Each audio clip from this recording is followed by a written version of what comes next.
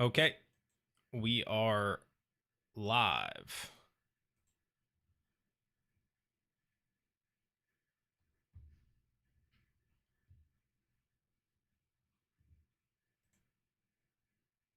This guy just a good. He does not want to acknowledge me at all.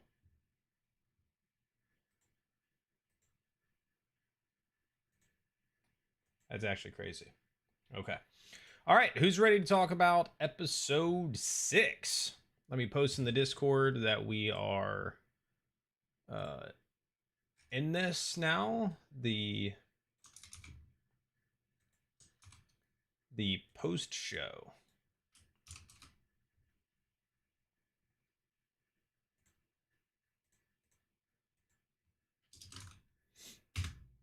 All right, let's do it. Let's see if we get any traction with this. I think I have all the chats set up, so should be able to see some messages here. Auto find and activate hopefully will work post show. Yep. All right. What are we thinking? If you guys have seen it, what did you think of episode 6? Did it live up to your expectations, or did it disappoint you? How are we feeling about this episode? Yo, what up, Aki? Yo, what's up, Spooderman? Welcome in. Best episode so far. Nice, Beatzer. Nice. I really enjoyed it. Spooder, thank you for the heart on TikTok. Yeah, I also enjoyed it. I liked following one group. I feel like we got a lot of names. We learned a lot about characters. We learned a ton about characters, even if it wasn't like narrative things, right? Like we didn't learn like a bunch of backstory stuff, but we learned a ton about the mechanics. We finally figured out subclasses. We figured out species. We figured out just a ton of stuff that we didn't have before. So there was a lot of unveiling, and it wasn't like front and center. We learned about Robbie's homebrew weapon. So it was packed. It was packed in a different way, which I talk about in my review video that I put up maybe 40 minutes ago or so. If you guys haven't watched that, I did a full review of it. But I do think we got a lot of different things shown to us that weren't massive, like, oh, there's a 30-foot tall angel in the basement, but big in the sense of like there were just so many reveals about the characters mechanically, like what they are in a D&D game. Which is cool. I thought that was really neat. I really liked Wiccan Tyranny. Easy, my favorite relationship so far. So I know I think it's partially Tyranny's character, but it feels like she has two personalities.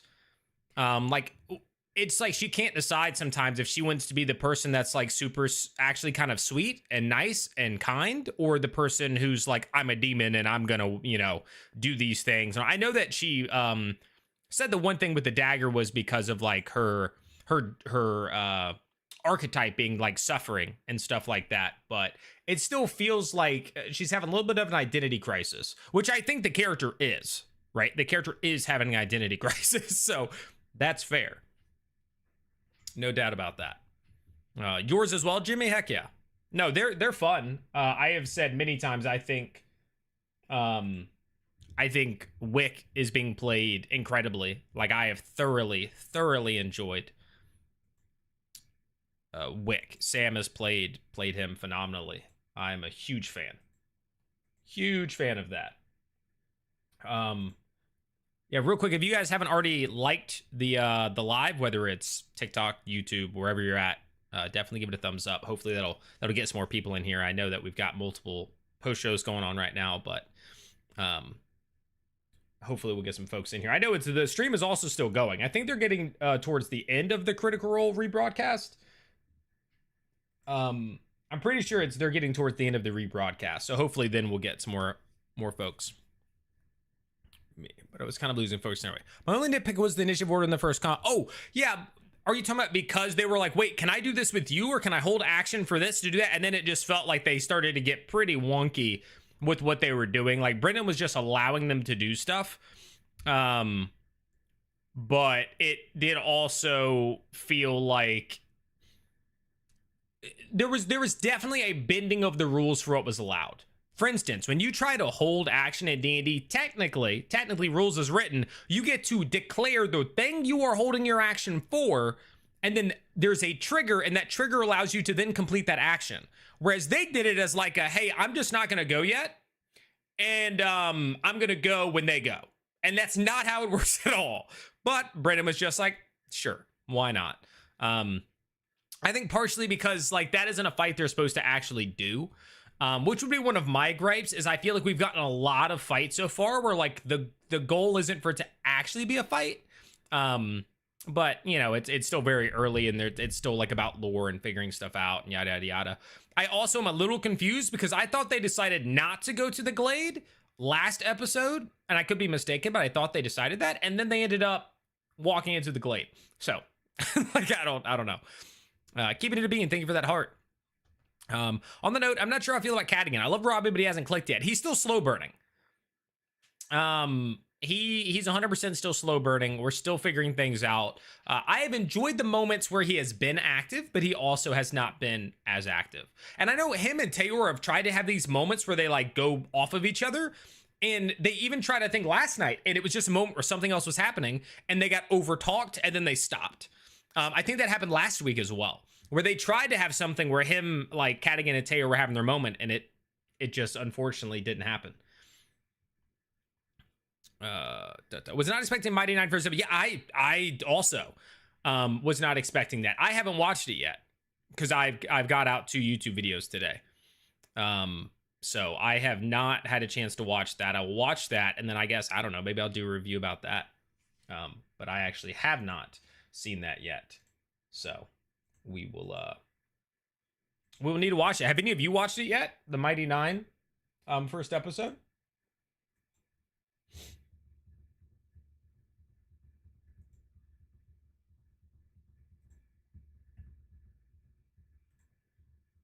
I put out 2 like kind of short videos today because it's just like talking about a little bit.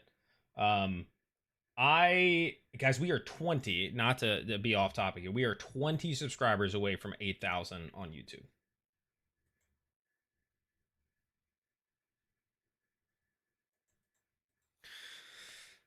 What up, Steve King? Brennan was also letting the scenes hang much longer, which is very appreciated. Yeah, that's fair. You watch it. What did you think, Speedster? What did you think about it? What are some of your favorite magic items, like just in general?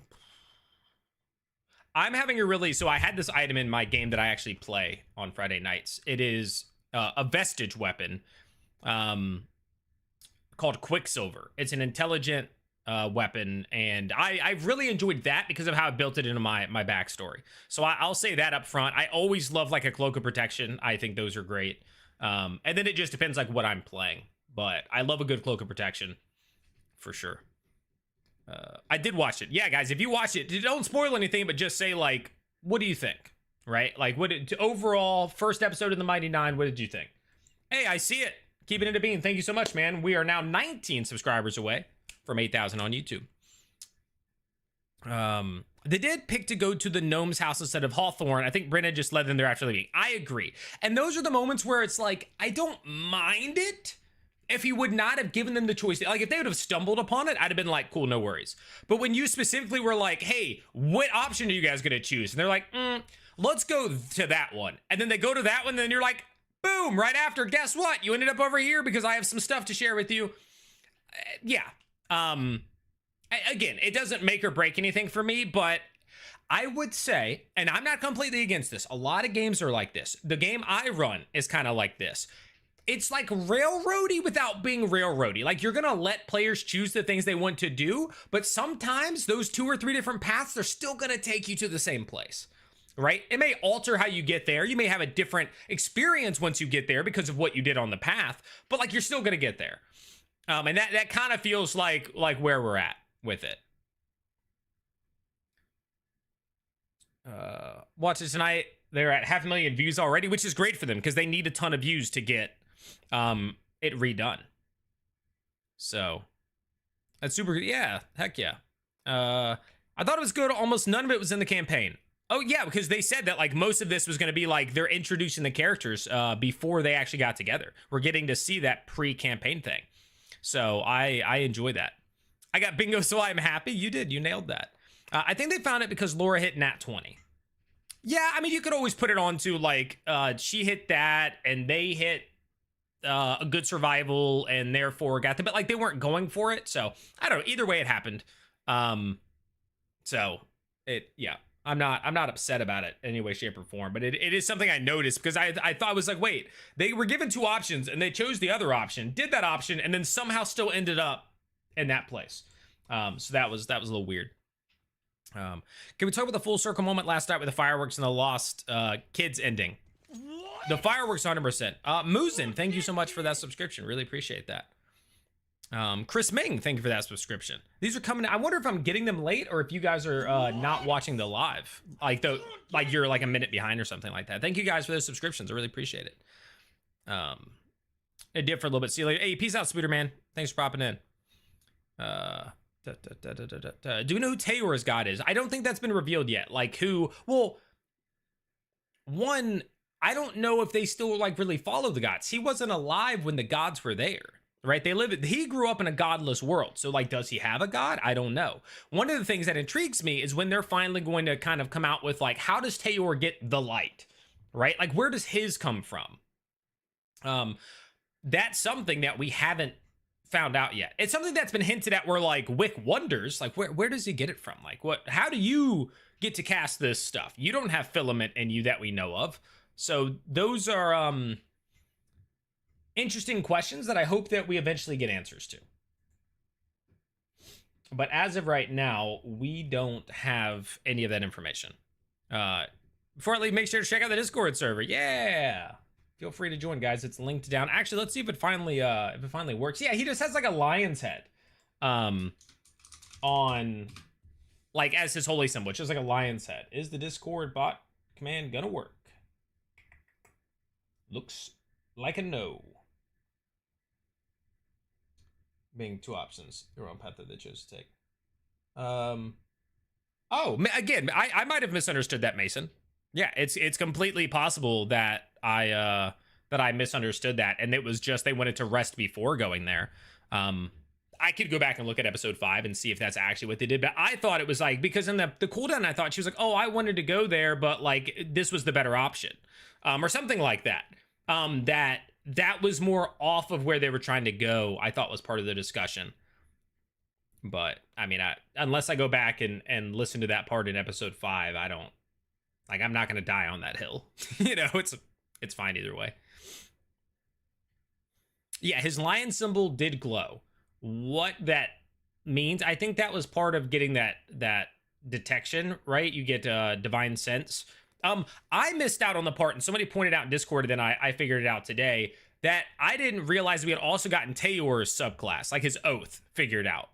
Unless they changed it and homebrewed whatever, he's an Oath of Glory. Because his smite, he used the one where you get your hit points back. Or you get to give temporary hit points. Nagobi, hey, not coming to see her yet. Saw the live, want to pop out. I appreciate it. Thank you. Did we get as far in the story as you first thought they would? No, they did not find Sid. Because I interpreted last episode, which we talked about a little bit, that I didn't realize that they were going to the fairy place. So them going to the fairy place meant that they weren't just continuing. I thought they were just going to boom, go, and they would have found Sid. They didn't. They did the fairy thing, which was a whole bunch, and then they did the Wraith tree in the combat there.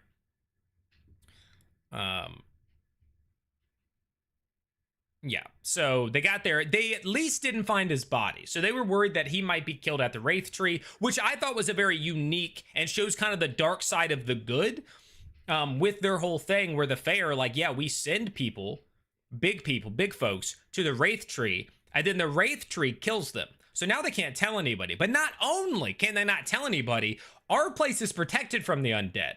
But the big folks, they're not protected from the undead if they're out here. So it's basically a defense force of zombies that we're not hindered by.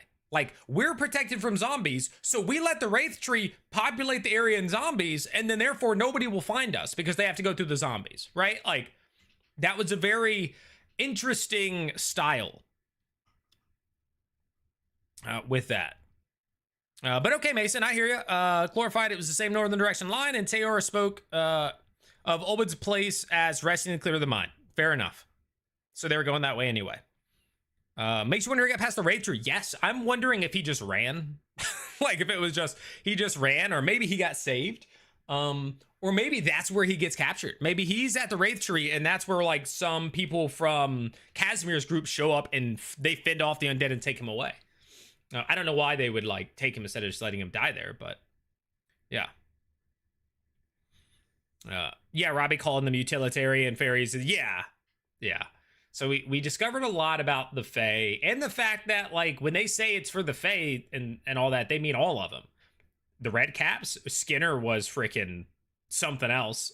So they had the Red Caps, they had the Hag, they had a bunch of different Fae that aren't like what you would think would be like, oh, this is a perfect little fairy world, and it's like, nah, we're all in here. The ones that are typically bad, the ones that are, they want blood and murder, the ones that trick people and take people's lives, like, they're all in here. Every one of them.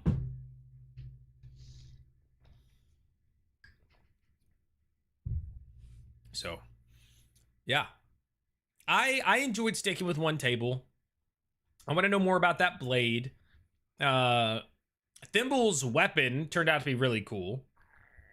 So I clocked it when he said, originally he was describing it before he did the, oh, what did he call the toy? Stagathy? Before he did the Stagathy thing, I clocked him saying that he had made the weapon to protect her from, like, nightmares and stuff. And I was like, okay, there's going to be something with that. And then when they got to that point, I was like, there it is. It's kicking in. It's about that sort of thing. But her new blade is pretty solid. Not to mention it's also a +1, right? Or no. Was it the other thing that they found was +1? Did they find something else? Another weapon? I can't remember. But, yeah. So that, I mean, that was a solid little pickup for an item that they got a weapon. I loved the description that, not Robbie, Travis gave for his flail. That was really sick. Where it was like, doof, doof, doof, doof. Like, that was cool. I really enjoyed the description of his flail and how it kind of protruded out and, like, in bits and then went. I thought that was really cool. I don't know if it's me, but I feel like the old man was way too nice, but still a bit untrusting of him. I think he's good. Yo, what's up, Brooke? I'm all for him. I think he's safe. I think he's legit. I think his 3 daughters really went off to the Falconers Rebellion. Maybe I'm naive. Maybe I'm buying into it, but that's my take on it. I am all for Obed Morn. I think he's the bee's knees. That's my take. So he has my trust, whatever that's worth.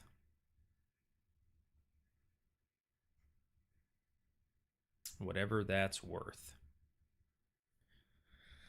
Any surprises for you guys? Was there anything that you were like, holy crap, that's insane from the episode, or no?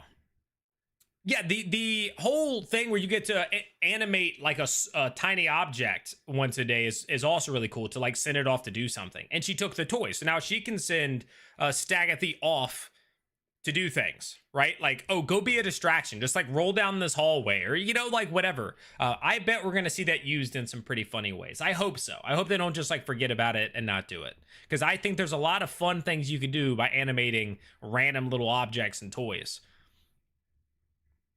By knighting them, by the way. You have to knight them. Why do you give them all those magical items after knowing them for one day seems too good? Because Brennan wanted them to have those magic items, and because he said that they were expiring within a month. And they were good to him. They knew Abelang. He knew Abelang. Yeah, I don't know. Those are my thoughts. The memory of Thimble was awesomely cute and sad at the same time. It was. Her flashbacks have been some of my favorite moments with her. Like the flashback to her being found, or not found, but gifted for the wedding. I really enjoyed that scene. And then this one was also really cool. And how quickly they kind of put it together, right? Like boom, boom, Brennan and her nailed that and then went right back and did it. I thought that was great. Yo, what's up, Mama Hun? Yeah, we got 2 combats. One of them was like a halfway combat with the Fae, but then we did actually get a legitimate combat thereafter. So that was pretty cool. Like I said in one of the videos I did on it, I do wish it would have been like once they discovered the mechanic, right? Brennan was like, "Hey, there's this tree. Hey, the tree is calling to them to bring him back." The tree, like he was getting hints, and then once he finally was like, "Okay, make this roll," the tiniest person, a 4-inch pixie, was able to go up and be like, "Ch-ch," and then it was done. Like, like to me, I wish it would have been like either 2 actions to let it like start to like the first action is to get it to catch, the second is to like keep fanning it or something, because you're trying to get rid of this symbol. He didn't describe how big it was, but they all saw it, so it had to be a decent size. This rune that you need to like get rid of, or like unmark this tree to like get rid of this sort of effect. So they didn't have to destroy the whole tree, but they needed to do that. It just felt too fast. It felt like they figured out the mechanic and then it was boom done, instead of like you figured it out, now it takes 2 turns to get it done, you're still in danger. That's maybe that's just how I normally have been in those experiences, or I've run those experiences. I have seldom done it where it's just like you found it, it's done, like that, but that's personal preference. Knowing Laura, there will be some funny things with stags. Yeah, I hope so. I truly hope so. Forgot about the eggs on the second combat they could have thrown. That's true. That's true. I think they're probably glad, and I'm kind of glad they didn't use an egg that early. That's how I feel about it. I think it's probably solid that they did not use an egg already. But maybe not. Maybe they feel different when it comes to that.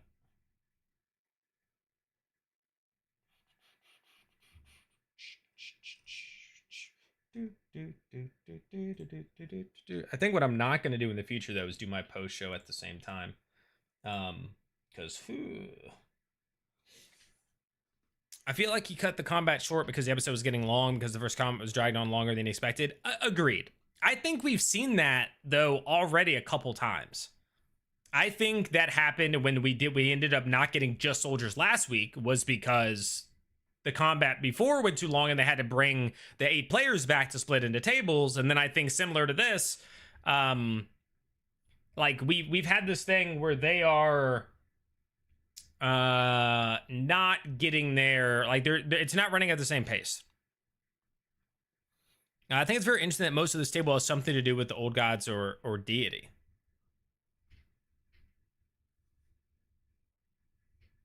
Who? I mean, you have Wick with like the Halibars and the light and tinsel, I guess, but who else?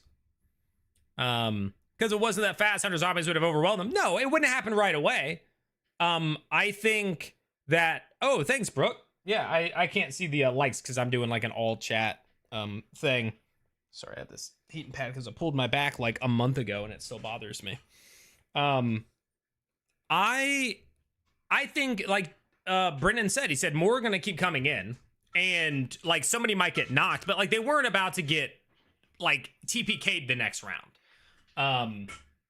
And so it just, bro, what have I done? I've like wrapped this thing around or something. Oh, I didn't turn it off. I just think like it could have taken an extra turn or something. I personally, I would have enjoyed that more if it wouldn't have been like, oh, you found the mechanic, hit the button. They just hit the button and it's over. Yeah. See, but I don't know that any of that is tied to like old gods or anything. Like, weren't the Fae there before the gods? Wasn't that like confirmed? And then Paladin, he's not, as far as we know, like we don't know where his light comes from, his power. So don't know if that's tied to a god. Because again, he wasn't even alive when the gods were alive, right? Teor is not 70 plus years old, at least to our knowledge. So I don't think that he got it from there. And then the demon thing is different in this world. Like, I think demons were also pre-god, and tyranny is attached to a demon, but the demon's still here. So, yeah, I don't know. Combat length has always been a problem with DD. It certainly can be. Yeah, there's no doubt. Sometimes it is. It is not great. Not great at all. Do you think there's too much drawn out RP that's causing combat to not have enough time because we're at low level? What did you say? Just look at higher level. No, thanks for the subscription on YouTube. We are getting close to 8,000. Heck yeah. I don't know, because in their type of game, roleplay is front and center. So I don't know if that's the case. I think partially yes, but I don't know. I also think, though, some of their comments, some of their turns are taking longer. They're still trying to figure some stuff out. They're doing a lot of RP during combat, or at least like the Fae, there was all these conversations and trying to figure out what to do and who was going to talk, and then holding my turn for your turn, and then doing all this. And I think that also stretched that one out a little bit. And then because Wick is kind of like finding himself, there's a lot of talking and thinking and stuff like that when his turns are around. And then Whitney getting used to her character. So I don't know. Like, I do think that there's a lot of RP and that's causing combat to not have enough time. But at the same time, I don't think the vast majority are tuning in because they're like, man, I hope for a 4-hour combat tonight. Like, so there's got to be some sort of balance there. And I guess they just haven't struck it yet. But we'll see if they're able to at some point figure that out. So for you guys, are you more like, I want more combat, or are you more like, I want more RP? Like, where does the few people that are in here right now, where do you fall in that spectrum? Are you more of a, I want to watch a lot of combat? Are you more RP, or like where are you at? Well, level 3 combat going that long doesn't make sense. That's also true, right? Especially because the enemies he's given them, because he has made this like hard world and like these guys hit hard. Those combats, if they go more than like 3 turns, are like, okay, you've died, right? Like, that's kind of how that seems. From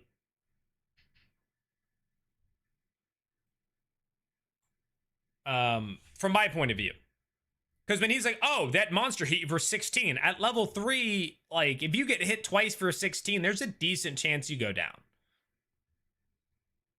Right? Like, there's a decent chance you go down.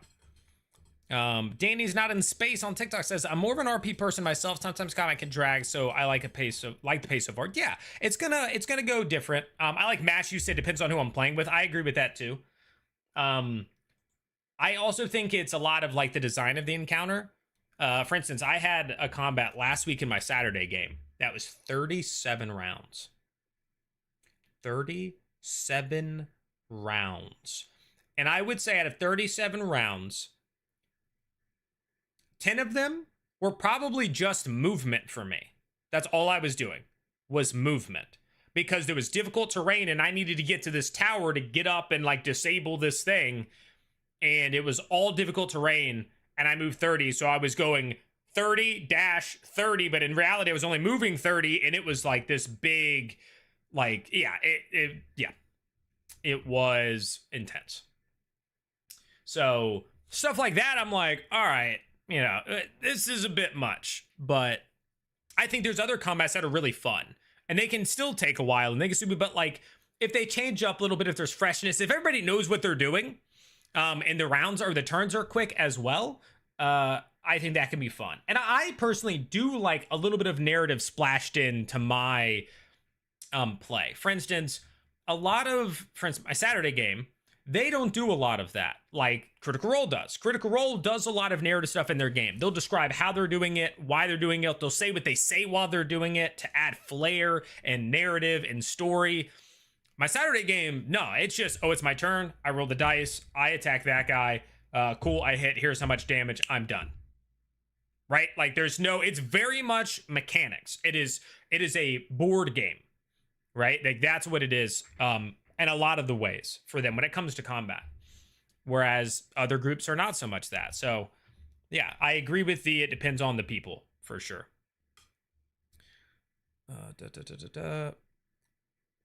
Mechanics are nice. What's up, Mechanic? No. What's up, Dragon? Welcome in on YouTube. Digital Devil, welcome in as well. I'll get to your message just a second. Let me catch up. Which may play to more RP related solutions rather than jumping into combat. Yeah, definitely.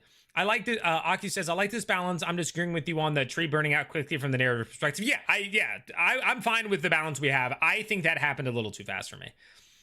I just knew Sam was going to be an Azamar because I played an Azamar Sorcerer and it was revealed in a very similar manner. Yeah, they crushed that. We got there pretty early. A lot of people predicted that.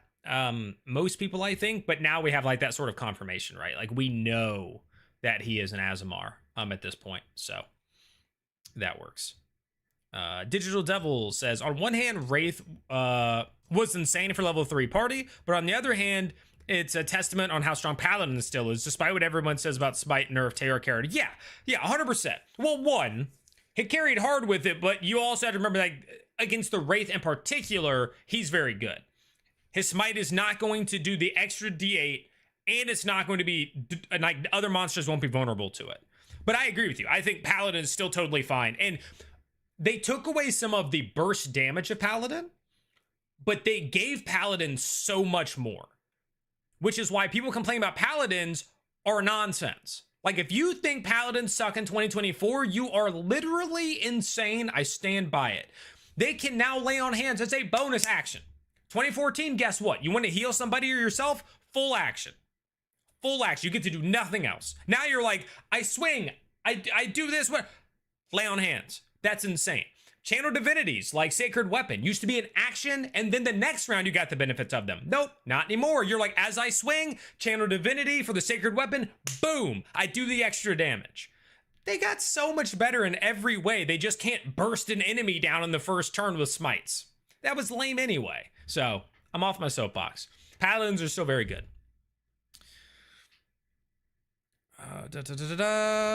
I'll switch YouTube. Yeah, Speedster, you can watch wherever you want, brother. You can watch wherever you want. Wick reveal was fire. Yeah, that was cool. That was a cool scene. Here I am. What's up, Andrew? Welcome in, dude. Thanks for popping in. Now we're getting some people. We were, for the first 30 minutes, man, we didn't even get to 20 people. It was a little rough. What's your favorite class? Homebrew class included. Ooh. I've always been drawn to rogues and paladins. I like rogues and paladins. They're the most fun for me to play in terms of like narratives and things like that. Paladins are hard depending on the group, right? Because I tend to be like, I want to play like a good paladin, and not all groups are built to have somebody who like wants to do the right thing all the time. It causes friction. Rogues can be a lot of fun, but again, not the rogues that always is like, I'm going to go off on my own. I'm going to go off on my own. I'm going to go ahead. I'm going to do, like, if you're playing a solo game while your party is stuck waiting for you, like, I don't, you know. Yeah. But I would say those two are probably near my top. I really enjoyed playing a ranged fighter because mechanically that guy was insane. I was a samurai fighter. So at like level 11, I was attacking 3 times with Elven accuracy. So I would roll 3d20s instead of 2 to hit. With the, this is 2014, I would take a -5 on my attack roll to get extra 10 damage. But of course, I was rolling 3d20s, and I had like the archery fighting style because I was a fighter. I had all that sort of stuff. And so I would just boo, boo, boo, boo. And then I would action search, boo, boo, boo, boo. So at level 11, I was attacking 6 times. And if I hit, which you normally did, I was hitting for, without rolling any dice, without adding my like dex bonus or anything, just purely the -5 + 10, I was dealing 60 damage base plus a +5 from my stuff. It was just a lot of damage. I mean, I could be like, yeah, I'm going to hit 6 times. I'm going to do 180 points. It was insane. But we're here to talk about Critical Role. Sorry. I haven't played a Paladin yet. Looking forward to it, though. Yeah, Paladins can be fun. Paladins can be very fun. Taught a siphoning the viewers. It is what it is. He was doing post shows around the same time. That's not something he was already doing post shows. I just probably should have started mine after his ended, but I was like, I don't know how long he's gonna go, so I just started mine. And yeah, I mean, last time we we're around like 60 or something, and now we 25 over 30 minutes in, so it's fine though. It is what it is. Samurai, Scout, Elven Accuracy, Sharpshooter, Insane. That is literally, Digital Devil. That is, I don't know that I had Scout, but all that stuff was it. And I was an Eladrin, so if anybody got close to me, I just basically Misty stepped away. I used my 30-foot thing. They had to make a fear check or they couldn't come towards me, and then I would just move another 30 and blast. That was great. Okay, I have theory character creating, and I found out the rogues who don't multi-class in a monk are losing damage because the monk martial die. Okay, that makes sense. What do you think they're using old Beastmaster? Robbie says replaces his attacks. I don't know that they're using the old one. I think he was funny because he was like, I know my character. I think he's messing that part up. I don't think he's supposed to be using the old Beastmaster. I just think that somebody needs to tell him, and he may know. Now, I think after this episode aired, he probably got messaged, 20 times on Twitter and told, like, hey, like, you are actually able to bonus action for Wolfric to do stuff.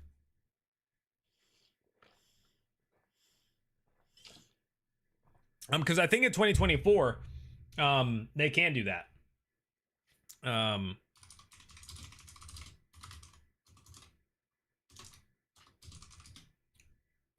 Beastmaster 2024 Primal Companion.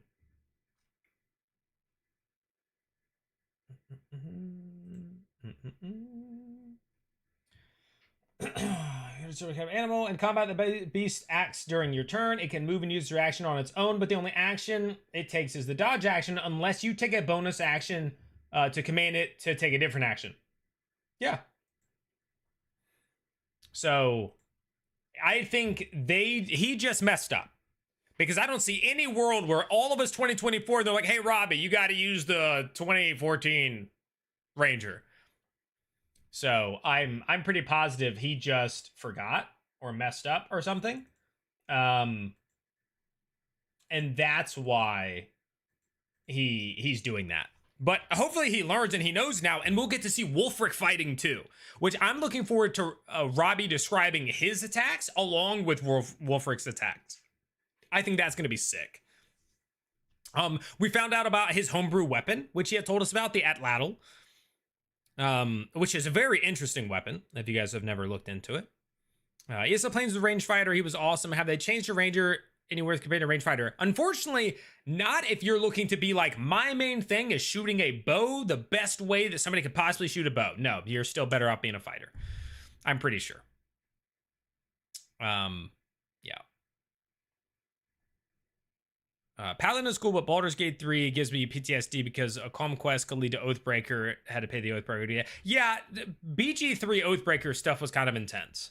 I remember picking mine early on and being Oathbroken like almost immediately. And I always do good guy playthroughs. Like I'm not capable of doing the bad guy playthroughs. And I was always like, well, you guys are really like just taking this away. So yeah. In terms of what we found out in terms of subclasses and stuff, what do we got? Wick we know is a sorcerer and an Asmar, so we don't know his subclass 100% yet. We also know, it seems that Tayor is an Oath of Glory paladin because he used the, with his smite, he got to give out temp hit points. I can't remember the name of that ability. Let me pull it up. Oops, that's the wrong button. Subclass of the glory. Inspiring Smite. So immediately after you cast Divine Smite, you can expend one use of your channel divinity and distribute temporary hit points to creatures of your choice within 30 feet of yourself, which can include you. So, yeah, he did Inspiring Smite, so we know he's Oath of Glory. He also Guiding Bolted, which that's helpful in knowing, like, they get that at level 3. So we figured out he's Oath of Glory. We figured out that Thimble is Swashbuckler because she used fancy footwork. We figured out, of course, the Asmar thing. Somebody else pointed out that Tyranny needs to be Pact of the Fiend because, or she's a Fiend Warlock because she used Scorching Ray and something else that they pointed out, but I can't remember. So that hinted at that. Yeah. 2014 pre-Tasha Beastmaster, such a nightmare. Battlesmith the Drake Warden. I hated Drake Warden. Player in my game was a Drake Warden. It was just awful back in the day.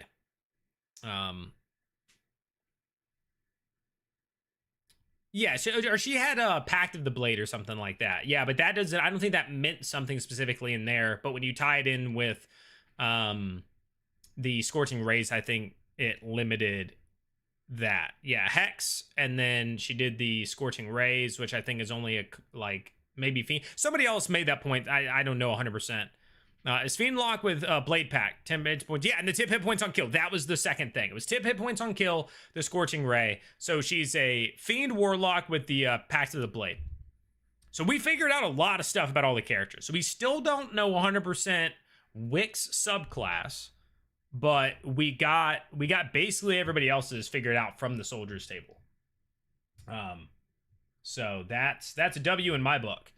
I said this earlier, and I said this in my review. I did put out a review on YouTube. If you want to watch it after this live, guys, that would mean a lot to me. It's like 5 minutes long, where I give it a rating.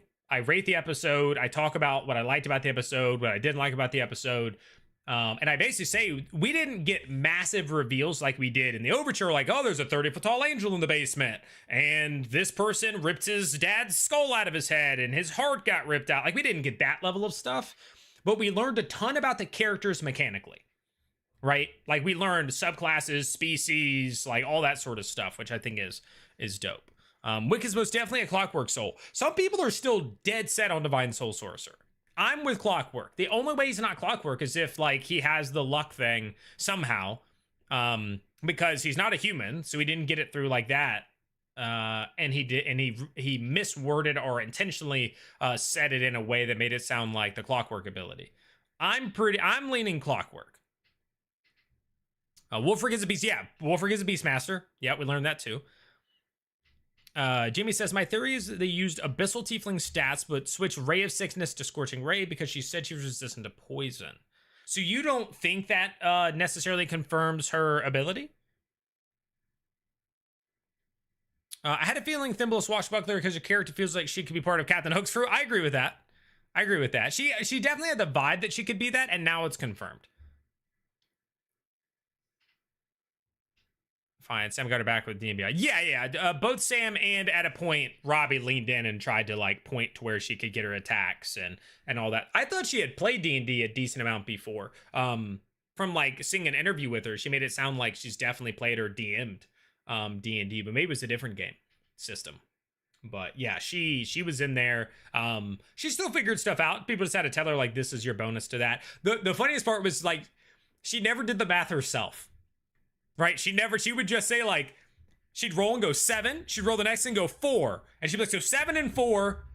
And then she'd be like, and this is the bonus. And then she would just stop. And I'd be like, well, tell them how much it is. She was 100% like, y'all are doing that part. I'm just going to tell you numbers that I see in front of me. The Mighty Nine was so peak. I haven't watched the first episode yet. I look forward to it. I don't know. I think I'm going to do a review on the different episodes. So I'll do the first one. Maybe tonight I'll watch it, but I still need to do the recap for episode 6. I did something talking about all the stuff we learned about Wick, and I did a video of review of the episode. I still need to do a recap of the episode, and then I need to figure out what else I might get out of that. And then I also need to watch The Mighty Nine episode 1 and do a video on that. So there's a lot of stuff. A lot of stuff to get done. As a spell, but again, I don't know 100%. Well, somebody said specifically the Fiend. Let's go. Fiend Warlock 2024. Fiend Patron. Let's scroll down to... because they still get it at level 3, right? Warlock subclasses. Archfey. Celestial. Fiend. They get Scorching Ray at level 3.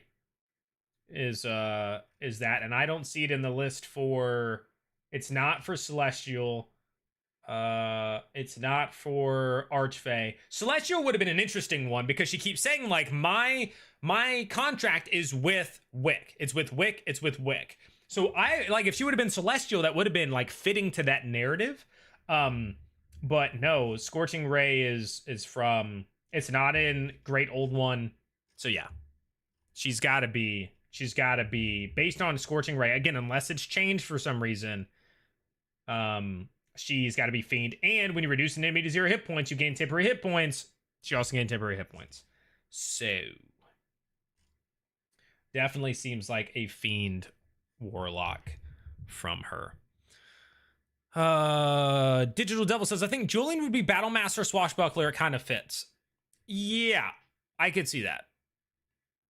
Has he done anything with fancy footwork though? He hasn't like attacked and like moved away or anything, which you think like that's gonna happen. But in that combat he was in, I don't remember for that. Anyone else have the thought that maybe Wick is pulling Professor Quirrell, like this whole personality is a fake? Like sometimes he does stuff and I go, is he faking it? I would have agreed with that if we didn't get this whole scene where everything was revealed to him. Right? Like, if his grandmother and everybody had kept him in the dark, and you know, like if he would have known that his family was all filled with lies and deceit and all that, and tyranny knew that, then maybe. But there's just so much going against that idea right now. Just finished the episode, but I made it before you finish. Hey, let's go. Yeah. I've only been here for 48 minutes. Did they just finish yeah, they just finished Alive, so maybe we'll get some more folks in here. With that. Maybe I should have waited a little bit. Also, hey, Geeky Vapor, welcome back. If anybody's here and hasn't subscribed yet, guys, we are so close. We are getting so close to 8,000. If you have not subscribed to the channel yet, we are... Where are we? We are 15 subs away from 8,000. So, definitely check it out. Let me respond to this comment.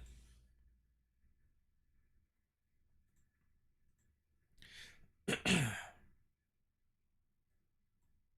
wonder if I want to move this over here. Can I?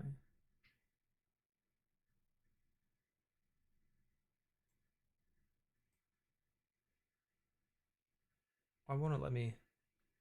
Oh, is that it?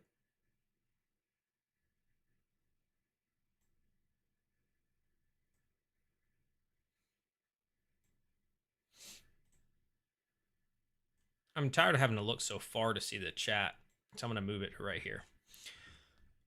Okay.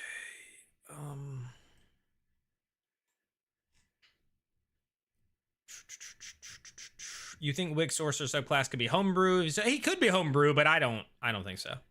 I think they've homebrewed like narratively the spells, like instead of doing Earth and Grasp or whatever last night, he named it something else, which isn't really homebrew, it's just flavor, but specialized subclasses, yeah, I think that's possible too. I don't like, they said there was homebrew, and I think there is. I think they did the weapon. I think there might be another thing or two. I don't think it's like people are getting full-blown subclasses and stuff, but I could be wrong. At least at the soldiers table, it doesn't seem people did, unless they just took like a lot of stuff from other ones.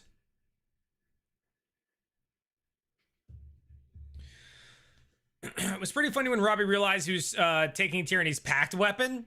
Yeah, well, I mean, we don't know for sure, but it definitely seemed like, which is why he kept the blade, right? He gave back the handle, and then he did that. Yeah. But he gave back the blade because he was like, oh, wait, am I ruining her moment? It was one of those things where above table, it was very nice of Robbie to be like, my character would do this thing, but I don't want to ruin your parade, so here's the best way I can do it. I'm giving him back the handle, but you seem to have something with the blade, so instead of stealing that from you and Brennan, I'm gonna give the blade back, or keep the blade, so you and Brennan can still have your thing, but my character can still live up to who he wants to be. That was very well done. It's, I think, something that's probably overlooked, but as a player, that is very well done, and is making everybody collaboratively like happy, right? Like, I think that was ideal.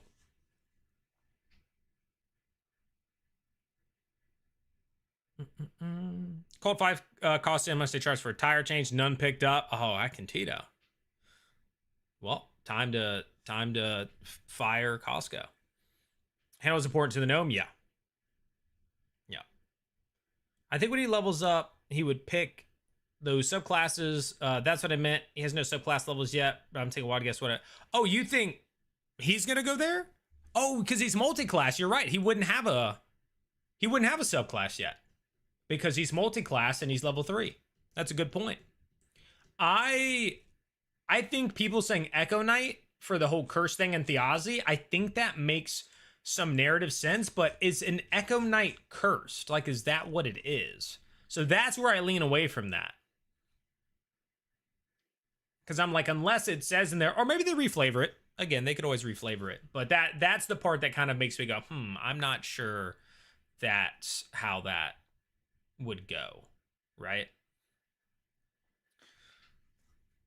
5th edition version. Oh, I don't know. Wait, forgotten class, subclass. You went to Draken. I'm not 100%, man. I can't think of anything off the top of my head. But there you go. You have Juliet answering it. How did Sid escape? I'm guessing it just ran away. Thinks you look like Wes Borland? I don't know who that is. Wes Borland. Wes Borland.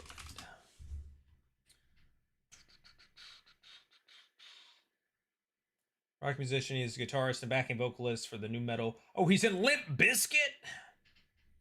And Black Light Burns. Let's go to images.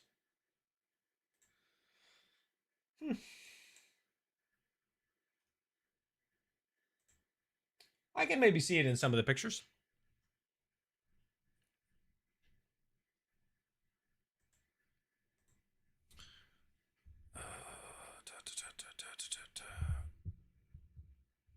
Wait, what vision? What is the mother? I don't know who. I was confused about that too. What was the vision again? Are we talking about with Tyranny touching the handle? Or are we talking about something else? Can't wait for Zune to pop off. Yeah, I mean, from what Brennan said, the soldiers are back next week. It could have been a misspeak, but it sounded like the soldiers are back again next week. So we're still not seeing those people. Oh, that vision. Yeah, so that was a sometimes I'm right, sort of, I have visions and sometimes I am right. I'm not always wrong. And in that one, Sid was captured by people on the road. So.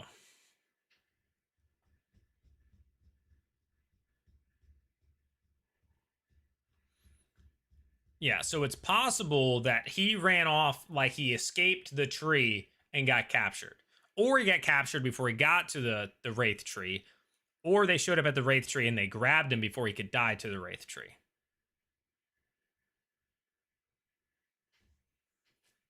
Yeah. So, because her vision is of what's to come. Maybe it hasn't happened yet, right? Maybe that's still waiting to happen.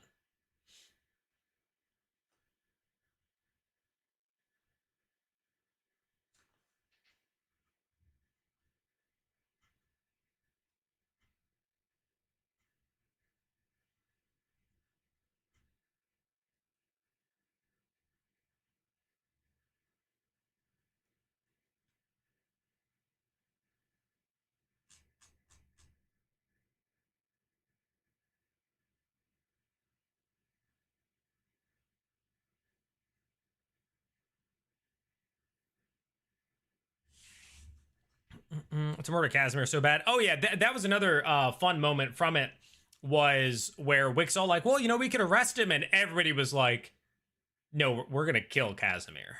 Like there's no arresting him. We're going to kill Casimir. Nobody was going with that. New Rush episode has zoned out a lot. Yeah, it was a long episode. I had to go back a couple times because I had it running at 1.5 speed, and then I was trying to take notes, and it happened like some dialogues would happen too fast, and so then I'd have to like go back and rewatch the part again to take notes and slow it down. Did any of you also? To me, there were multiple moments. Maybe it was just my volume, my TV, whatever. There were multiple moments where I was like, Brennan is talking so quiet. Like, that man was like, it was like he was whispering away from the mic, or like he was facing away and being like, pss, pss, pss, pss, pss, pss, pss. I told you in a chat early in the campaign, I had stopped watching campaign 3 after 7 episodes because there's too much RP, acting, not enough D&D, combat. Last night's episode proved combat brings excitement. I mean, there was some. I'm not going to say that like D&D is not fine without combat, because it can be. Because D&D isn't just combat. D&D is the dice rolling.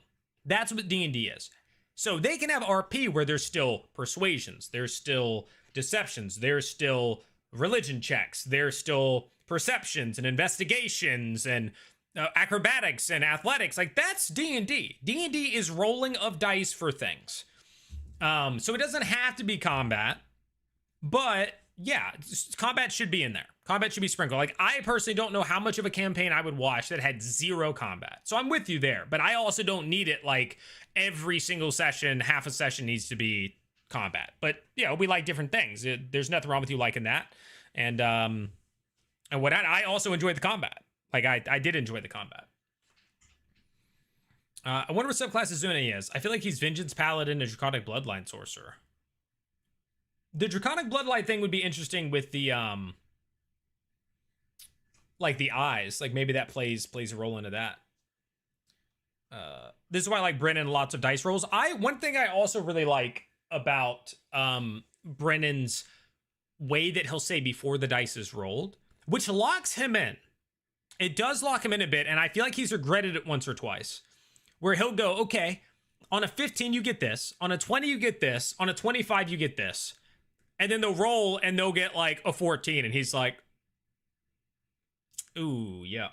You know, or like he really wanted them to get a 20, but they got a 17. And so he's like, you know, I like that. I like that system. I like that it sets the stage ahead of time. It's definitely an interesting way of doing things. And that's a good thing for, like, DMs should have that in their head most of the time anyway. It's a lot to handle, but that is something you should kind of think. It's like, okay, if I'm going to ask for this roll, what do the different numbers mean? Is it hey, if you got a 10 or higher, you know everything? Or is it like a 10 gets you basic information, a 15 gets you some more, a 20 gets you everything, right? I like that. I've had favorite moments for both combat and RP. Yeah, same. I feel like Britain was letting the players RP a lot and sat back. Yeah, I mean, that's part of, I will tell you, I don't know how many of you have been to Dungeon Master. As a Dungeon Master, sometimes the parts that I enjoy most are when my players are so invested in the game and their characters that I sit back while they talk to each other. While they talk about the world, the lore, the story, who they think the enemy is, who they think the friendlies are, who they think their character is. I love that. I'm not going to do it the whole night. I don't show up to watch them just talk to each other, but it is an enjoyable part to be done in the right moments, at the right times, when they're exploring things. Not just like doing nonsense, but yeah. I find combat kind of boring a lot of time, depending on how long it takes and how much the players are into it, describing their attacks. I think combat, while playing D&D, can be a lot of fun. I think watching people do combat gets older faster. Right? Like,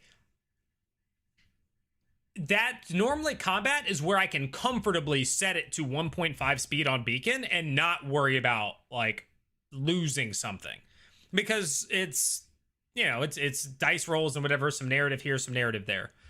Yo, what's up, Apex? Welcome in. He almost always gives something even on a failure. Yeah, he does. He gives stuff a lot. You read of Brennan locking himself in last night. He really wanted the Hawthorne Glade encounter to stop. Laura kept making bad rolls, so he kept adding more advantages till he got it to the, yeah. And, you know, he was very loose about like, oh yeah, you can do this and you can hold your whole thing until there. And then, oh, you want to do something to add into this roll? And do you want to? And it was like, yeah. It's tough because as a DM, you want there to be thresholds, but at the same time, you're not trying to pigeonhole things, but at the same time, you're not trying to fully railroad it. At the same, like, being a DM can be a little difficult sometimes, especially when there's, you know, hundreds of thousands of people watching you. I really like the varying dice rolls, and he is creative about letting other players help with their dice rolls when it fits. I agree. I think he's very loose with that. I think he lets people help in ways that like 90% of DMs are not going to be like, yeah, you can do that. Yeah, we'll just wait for that check until you go later, and like that sort of stuff. But yeah. I'm playing the 3.5 campaign for the first time next week. Got any tips? I loved 3.5. I don't know that I have tips. I haven't played 3.5 in 15 plus years probably, but I thoroughly enjoyed 3.5. That's what I'll say. I don't know that I have any tips.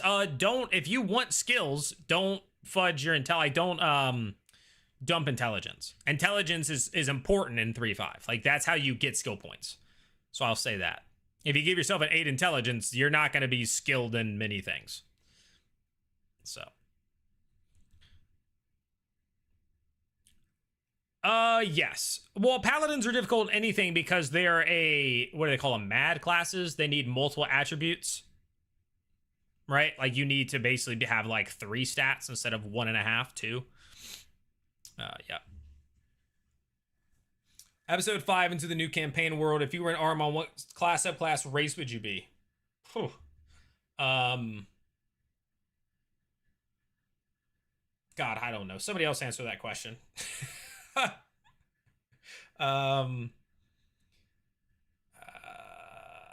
don't know. I feel like I would end up probably being a human because some of the characters I really enjoy are humans. Oh no, maybe it'd be a lion. I'd be a lion guy. I'd be a beast folk. Yeah, Brendan playing nice with his players is new, but wait till they get it right. We'll see. We will see.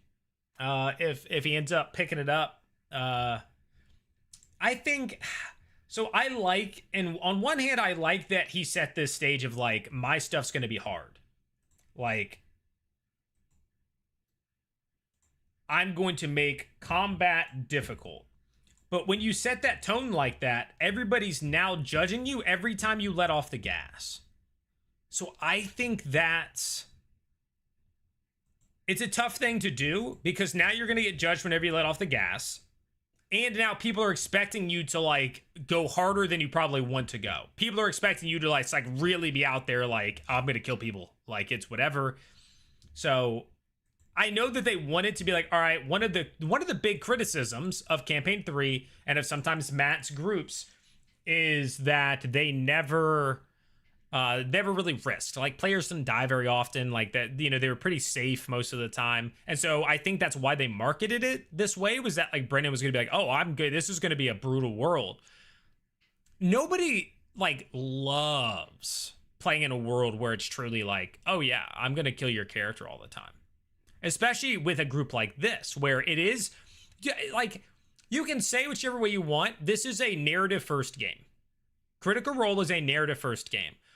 So people attach themselves to characters. They, like the players do and the audience does. The players 100% do, right? They write these big backstories. They act them out. They do all this stuff. Like they live and breathe it for that time. And so none of them are like, I love the idea that you just kill me. And then I make a new character and I put in all that work again. And then you kill me again. So yeah, I don't know. It's an iffy one for me when it comes to that. Like whole, oh, the world's gonna be so dangerous and so threatening and so whatever, because it's cool marketing to be like, it wasn't hard enough before, now it's gonna be. But in reality, it's like, yeah.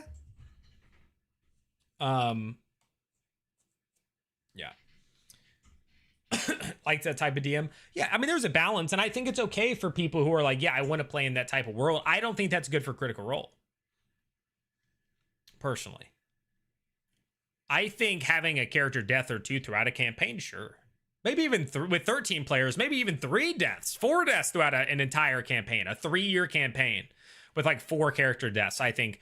But like when you make it sound as if every month probably some character is going to die in some brutal way or something, then it's like, so I don't want to get invested in any of these characters. I don't, and I don't think that's good for the Critical Role audience, because Critical Role audience gets hyper attached to characters. Hyper attached.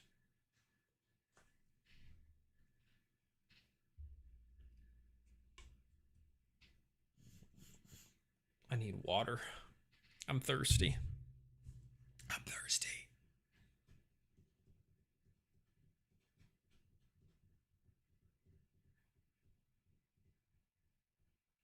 I am wondering. No, I'm not going to do it. I was trying to decide if I wanted to do like a live watch of the Mighty Nine at some point, like tonight, tomorrow, but I don't think. I don't think I'm going to do that. I think I'm going to watch it myself and just enjoy it that way. If anybody didn't answer earlier when I asked if you have seen it yet, if anybody else is new in here and hasn't already said, have you watched it? They probably hyped the danger a little too much. I think Brennan just won't pull punches if it goes that far. Yeah, but we've already seen him, I think, pulling punches. Which again, it's very early. It's story stuff, so maybe it's not pulling punches. Maybe it's just more of like again, we've all done it. I've said it before. Like the villain is just like, oh, you're beneath me. Somebody else will take care of you, and walks away thing. Like he did that with Primus, Taconis, and Etherind, right? They could have slaughtered the whole group. Right? But it was one of those, like, this is for the narrative. This is just for the main story. So I'm going to do this. But, yeah.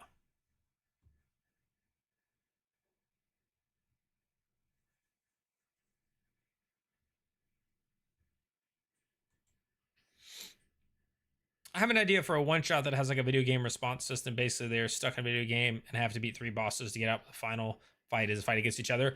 I did that. It's kind of built in for Prime. I don't know if that's allowed, but that could be something. Yeah, that could be something I do. I'd have to look into if I'm allowed to do something like that. I don't know that you can.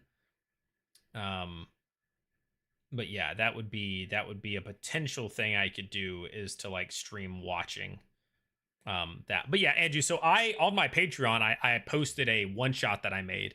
And that one shot basically ends with, and the players don't know it, when they get to the final room of this gambit, the idea is only one player gets out alive. And so they have to fight each other, or they can find another way out. Hidden in the room are 2 different ways of actually escaping. But if they don't decide to look first, because there is a timer, like there's a big hourglass, and it's basically the voice tells them, it's like, you either kill each other, or if that sand runs out, you all die. And so there's like this pressure where they need to decide. They can try to find something. They can just start fighting each other. They can. It's a fun. I thought it was a fun little one shot I ran maybe like 2 months ago, and those people were like, "Hey, are you gonna put this on your Patreon?" And I was like, "Huh." So then I tightened it up, made it better, made it more readable for anybody else, because I was improvising some stuff, and I posted it on my Patreon. Probably do watch party through Twitch. That's kind of the viewers have to have Prime to watch along. Oh yeah. I know what you're talking about now. Yeah, Twitch has something where like you can watch Prime stuff on there for people who have. Yeah, I think yeah. I think they said they're doing something for it already. I can't remember exactly. I might be able to find it, but I do think Critical Role is doing something for the Mighty Nine next week.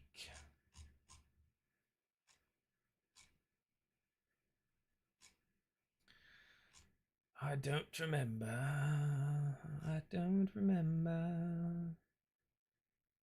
So I might have seen it, not seen it. Oh, here it is. We have news from the Traveler. Join us for a special launch party live stream November 19th, celebrating the Mighty Nine. More details to come, and stay tuned. There might be another surprise around the corner. Trick or treat. Who knows? The 19th is a Thursday? No, that's a Wednesday. Okay, cool. So I talked about this before with the watch party and the live show next week and stuff, the pre-show. I'm going to PAX Unplugged, and I'm supposed to go Thursday, but the episode airs Thursday night. I do my pre-show Thursday night, and I don't want to miss the week directly after somebody else starts doing a competing pre-show. Right? Like I feel like that would be awful for my brand, my channel. Like, yeah.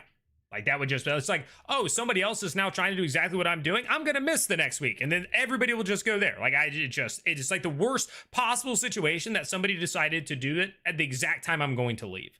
So my next pre-show will probably be inside of an Airbnb. I'll have to take my microphone and webcam or cameras, and I have to put all my overlays on my laptop. But next week I'm going to do my pre-show. It will probably just be from an Airbnb with like 13 other creators in the Airbnb. So just a heads up. Next week may be a little bit different, but hopefully we'll still do the pre-show and all that sort of stuff. The first episode is on YouTube. Yeah, Mega. I plan on watching it. I know that they released the first episode. That's exciting. It was a very crazy. They just dropped it at like midnight Pacific. They were just like, "Ha, here it is. Go watch it." So I will watch that maybe tonight. Tonight or tomorrow. I'll give that a watch. How did the bingo card go? I'm on a phone, so no Discord. Jason, I'm pretty sure they said they hit bingo. I'm pretty positive towards the end somebody reminded them that he had said something, Brennan had said something or whatever, and they hit bingo. So the bingo card worked out. My name is so best anime series outside of Arcane, in my opinion. Really, I mean, just from the first episode, you're willing to make that bold of a claim off of one episode? Watch it after the stream. I might do that too. I have a D&D game at 9:30, but it's only 5:25, so I have a ton of time. I'll say once again, guys, if you have not already clicked that subscription button on YouTube, we are closing in on 8,000. We're at 7,986. So if you like Critical Role, you like Dungeons and Dragons, nerd culture, and you haven't clicked subscribe here, it's free. Click that subscription button. Let's get me to 8,000. I don't know why I care about that so much. It's just a subscriber number, but.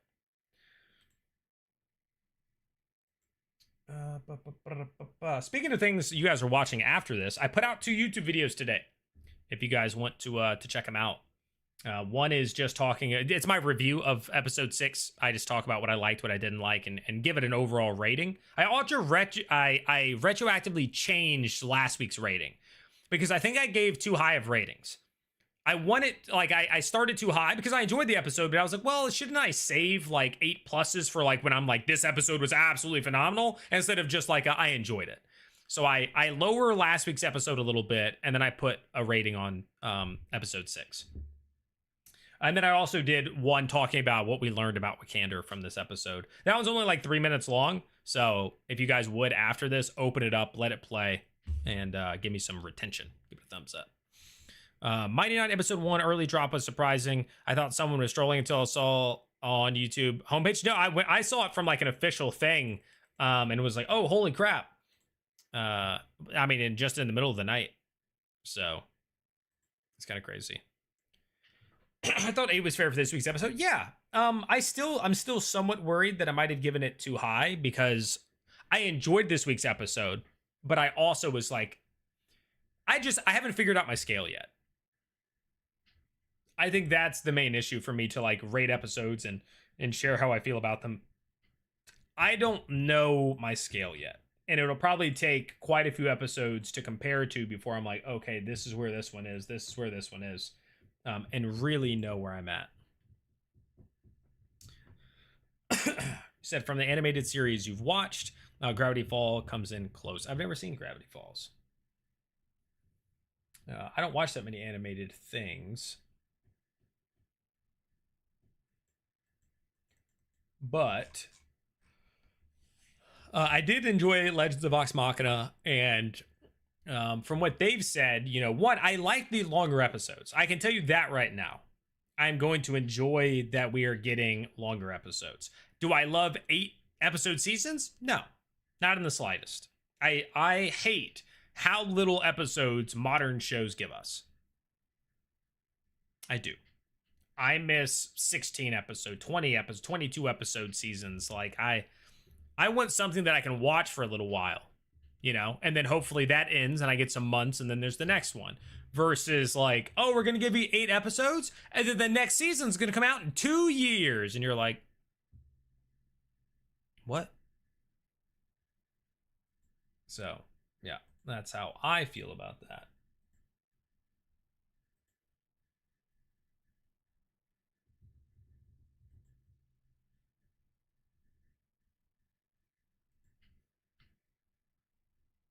Yeah, and of course, you know, Critical Role has an absolute insane amount of stuff they can pull from. And I know not all of it is like show worthy and yada yada. So I wouldn't expect it to be all of it, but I do think it could be more than it is. And I'm just, in general, I'm over how how long these things take for what they are and how little we get. Like Stranger Things, because yeah, and it's insane. And when was season 4?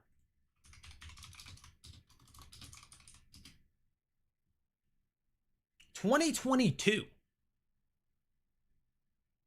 It was over 3.5 years ago. It was May 27th, 2022. It's literally approaching, it's going to be like 3.5 years to get, and that was 9 episodes. That was 9 episodes. Like I don't understand that. And now we're getting this, 8 episode shows. I don't know. I'm not a fan of the 8 episodes thing. But we'll have to see how much they get through in this. Sam has pointed out, he's like, everybody needs to watch it, so they re-up us for another season. I think it's funny. Everybody is assuming that all this stuff will, like the animated shows for these things, will just continue to do so well that people are like, oh, I can't wait to see campaign 4 animated. And it's like, I mean, would they just have to skip campaign 3? Or are we talking like maybe they'll get to it in a decade? If they even did, right? So. Oh yeah, they did have the writer's strike. That's true. But yeah, so episode 6. Overall, I enjoyed it. Again, go watch my whole review video. We learned a lot about the characters mechanically with the subclasses. We still haven't found Sid. We still haven't really gotten real story progression in that regard. Like, we found some clues, I guess, by getting to the Fae, and then the Fae saying, like, hey, we sent him off to die at the Wraith Tree. We got the vision, which helps a little bit. But yeah, I feel like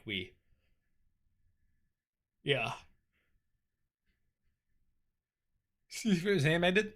I don't know if that's one they would want to do, because it was like, even by their main, C3 had a bit of a fall off. Dude, I seen they were live on YouTube. What's with that? I thought they wanted to move on from it. Wait, what are you talking about? Critical Role being on YouTube, Herp? No, they still do their streams. Like, their streams are still on YouTube, Twitch, and Beacon. If you're talking about the rebroadcast thing, all that was them saying, and they messed up the first time they said it. They said they were doing no more rebroadcast. They then came back and said, hey, we misspoke. We're going to do our 9 a.m. rebroadcast Pacific time. But we're not going to do the midnight one directly after. Well, no, they do have their own video app. They have Beacon. And so you can watch it on Beacon if you want. And you can watch it from the moment it drops. You don't have to wait. Currently, basically, it is, they air the broadcast. Then they do a rebroadcast the next morning. And then after that, you have to wait until Monday to see it on YouTube. Unless you have Beacon. And a lot of people, they just wait until Monday. Right? They don't want to pay the $6 a month for Beacon. The Beacon also has other stuff on it. Like, you can get access to like the cooldown, which is like their little 20-minute post show where they just talk about the stuff that happened in the episode and all that sort of jazz. So that's on there. There are other perks, but no, it still gets posted to YouTube. They just post it on Monday. So if you miss the main broadcast, you get one chance of watching the rebroadcast the following morning. And if you miss that, then that's it. And they shut off all the chats, which is still interesting to me. Yes, it does, Mama Hun, 100%.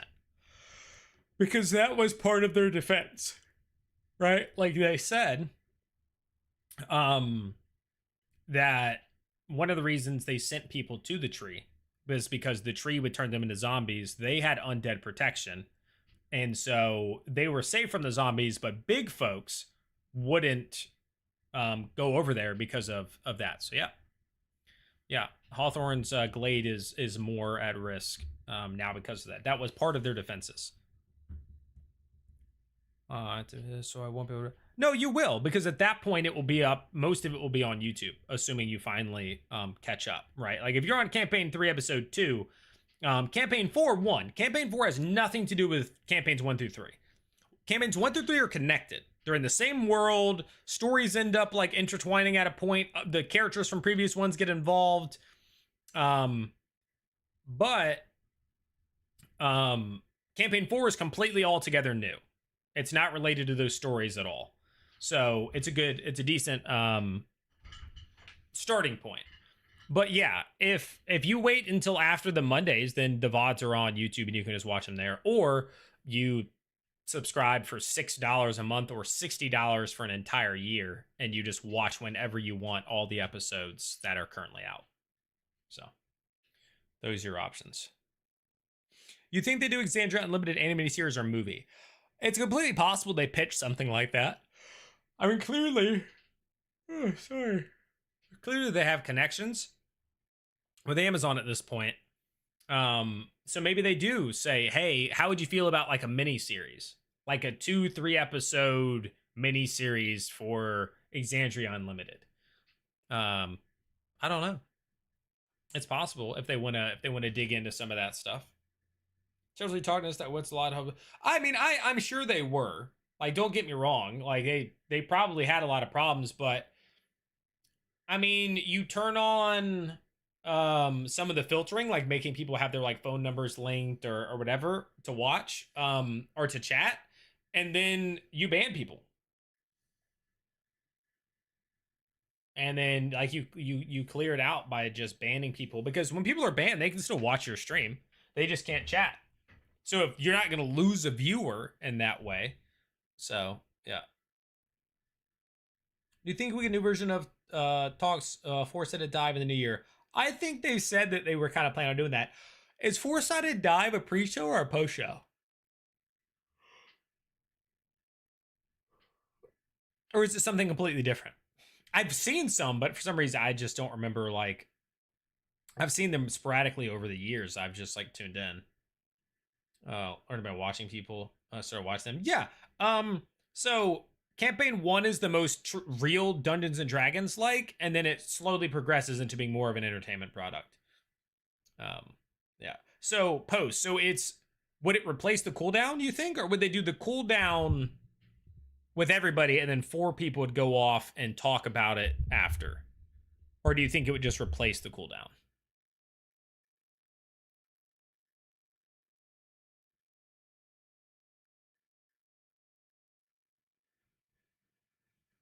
Reveals in the cooldown, for example.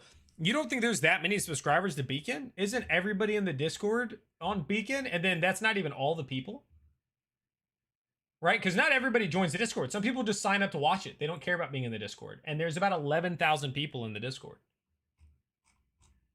You can take away, let's say, like 15 for being staff or mods or something. But I think there's more. No, there's 11,000 people online on Discord. I don't know how many total members there are, but online there are 11,000 people. So there's probably significantly more.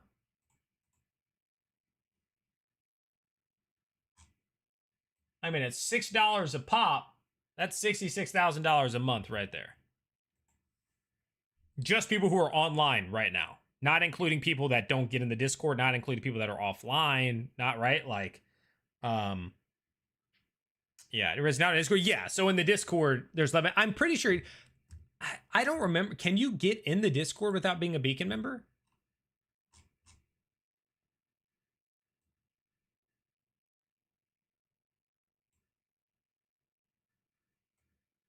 I feel like you can't. Yeah, subscription perk. Yeah, you have to be. So yeah, this is at least over 11,000 people. And again, I'm guessing 11,000 people are online right now. Let's assume that everybody's online. 13,000, 14,000, and then you add in people who don't even join the Discord. Maybe that's another 5,000. Maybe that. I mean, 20,000 people paying $6 a month ain't bad. Like that ain't bad. So. Just place immediate reaction you get with cooldown. Yeah. Talked was weekly post show and Force that I was monthly. Oh, so they were okay. They weren't like at every, so cooldown would still be post episode, and then those would be just like more in-depth breakdowns with people.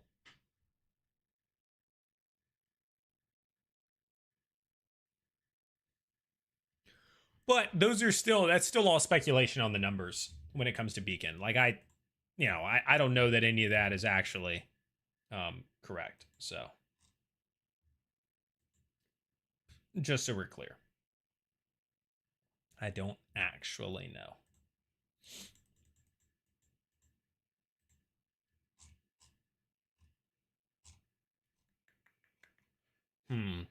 Do I go watch Mighty Nine now? I feel like unless there's something else about episode 6 you guys want to toss out there. Do I go watch the Mighty Nine before my D&D game tonight? Because my D&D game's at 9:30. Also, I will throw links to my latest 2 videos up here real quick.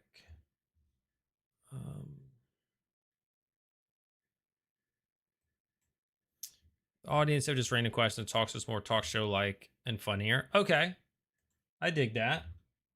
I know, and this is a particular thing for me. I know when I was watching the last fireside chat with Alex Ward, they asked a lot of like the silly questions, and I'm an old geezer who's probably too serious, but I was wanting more, like, partially also because I wanted the juice. I wanted to be able to make YouTube videos. I wanted to be able to, like, that sort of thing. So I'm coming from a different perspective. But there were just so many questions, one, that were unrelated to the campaign. Like, a lot of questions that had nothing to do with campaign. They were asked about old characters he's played and all sorts of stuff. Like, what song would Octus dance to? Like, just random stuff that, like, I'm sure people care about that. Some of you might care about that. I don't. So I'm watching, I'm like, dude, somebody asked a good question in here, like where's the stuff about the daggone game? But yeah. I think that's where we will call it, guys. Thanks for being here for the post show. It was a little slower this time. Compared to previous ones, but we'll have to fine tune it. Maybe post shows just aren't the move anymore. Maybe we stick with pre shows, or I pick a different time. Maybe I go live at a later time, and see how that goes. But thank you guys for being here. I appreciate you. If you haven't already subscribe. And we will look out for the YouTube videos. I posted 2 videos today. We'll get another one out either tonight or 1 or 2 tomorrow, and yeah, I think that's about it. So thank you guys. I appreciate you. Enjoy the rest of your night. Join the Discord if you haven't already. It is linked down below in the description. And I will see you guys. You said hang. I don't know if you're telling me to hang on or if you're saying something else. W stream. Thanks, Dragon. Appreciate it. Now I'm waiting to see if Jason is telling me to hang on.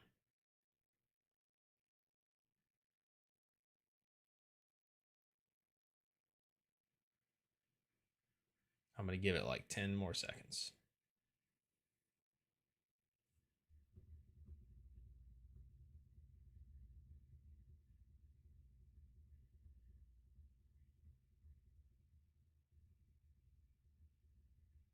All right. Thanks for hanging, guys. Appreciate you. Enjoy the rest of your night. Jason, I'm sorry if I was supposed to hang. Peace. See you guys next time.